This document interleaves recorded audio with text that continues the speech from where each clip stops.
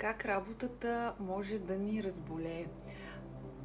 Бях ви споделила, че уча много неща и в един момент се надявам, че ще мога да помогна на хиляди жени.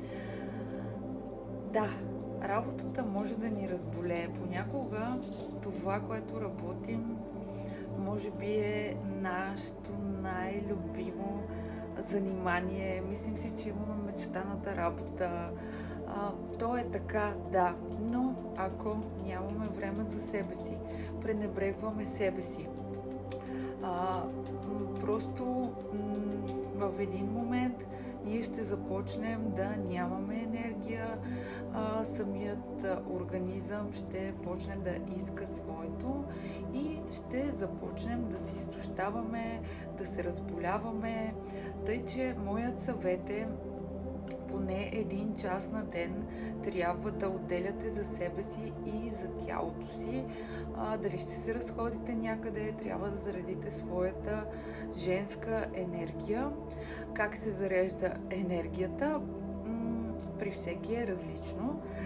Това също е много интересно. По-натам ще ви разкажа защо при всеки човек е различно.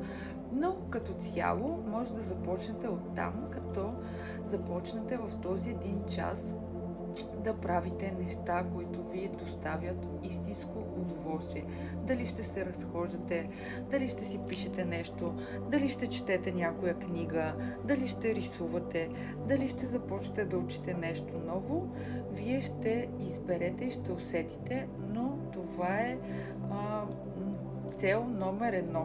В следващите видеа ще ви загатвам още начини, с които може да повишаваме енергията си и да живеем един прекрасен живот, който да ни удовлетворява и да не ни изтощава енергийно.